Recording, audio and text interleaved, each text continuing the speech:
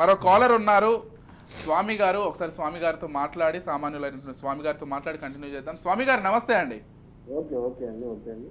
స్వామి గారు చెప్పండి, చూస్తున్నారు కదా లైవ్ షో ఫోన్ ట్యాపింగ్ కి సంబంధించి. చూస్తున్నాం సార్. ఇది మనలాంటి నిరుపేద కుటుంబాలకు ఇబ్బంది కదా సార్. ఇప్పుడు పోలీస్ డిపార్ట్మెంట్ లో పోలీసుల్ని ఒక డీజీపీ ఇట్లా చేస్తే మన లాంటి పరిస్థితులు చాలా ఇబ్బందికరమైనట్టుగా ఇటువంటి నువ్వు జైలు శిక్ష చేయాల్సిందే కదా. డెఫినెట్ గా వాళ్ళను కంటికి ఉండకు నష్టహితంగా రాసినాడు కావాలి కాదు. రేపు మన లాంటి వాళ్ళకు ఏమైనా చేసేటోనికి కూడా విధి లేకుండా అవుతుంది కదా సార్.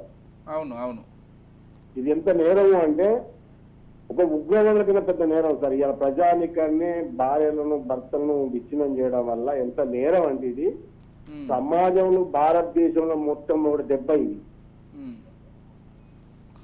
దీన్ని హింసించడానికి ఏ అధికారి కూడా దాన్ని వాడు చెప్తాను ఇనుకుంటూ పోతారు కానీ కనీసం దాన్ని ఒక చర్య తీసుకునేటువంటి పరిణామాలు లేవు కదా. రైట్ స్వామి గారు, అర్థమైంది. ఎవరైతే నేరం చేశారో వాళ్ళకి ఖచ్చితంగా పెద్ద శిక్షలే పడాలని కోరుకుంటున్నారు. థ్యాంక్ యూ అండి. ప్రవీణ్ గారు, ఖచ్చితంగా ఒకరి వ్యక్తిగత విషయాల్లోకి లేకపోతే వ్యక్తిగత గోప్యతకి భంగం వాటిల్లడం అంటే ఇంకా అంతకంటే మన ప్రజాస్వామ్యాన్ని ఏర్పరచుకుంది అందుకు కదా. 100% ఇవాళ చాలా అంటే ఎక్స్ట్రీమ్, ఇది క్షమించరాని నేరాలు ఉంటాయి కొన్ని, అట్లాంటిది ఇది ఒకటి. టెలిగ్రాఫ్ యాక్ట్ కూడా నమోదైంది వీళ్ళపైన.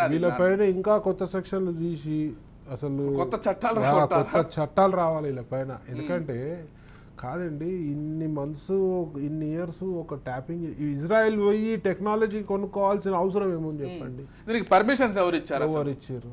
దీనికి ఎట్లా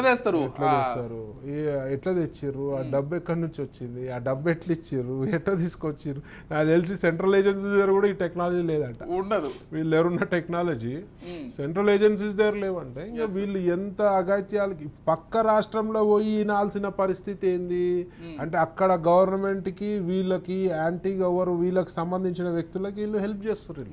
అంటే ఇది అన్ని రకాలుగా వాడుకోర్రు, మొత్తం 360 degrees వాడుకోర్రు ఈ యొక్క ఎక్విప్మెంట్ ని. అంటే మీరు ఇప్పటి వరకు విన్నది ఒకటి, నేను ఒక విషయం చెప్తాను, మీ వరకు వచ్చిందో లేదో నాకు తెలిసి మీరు ఆశ్చర్యపోతారు. ఆ కల్వకుంట్ల ఫ్యామిలీ లేకపోతే ఫ్యామిలీలో ఉన్నటువంటి కొంతమంది భార్యల ఫోన్లు కూడా విన్నారంట. సొంత ఫ్యామిలీలో అనుమానమా లేకపోతే ఏంటది? అంటే వాళ్ళకి ఇన్సెక్యూరా, ఒకటేమో వసూళ్ళు, ఒకటి ఇన్సెక్యూర్, ఒకటి పవర్ కావాలి. పవర్ గురించి ఎంతనన్నా దిగజారిపోతారు.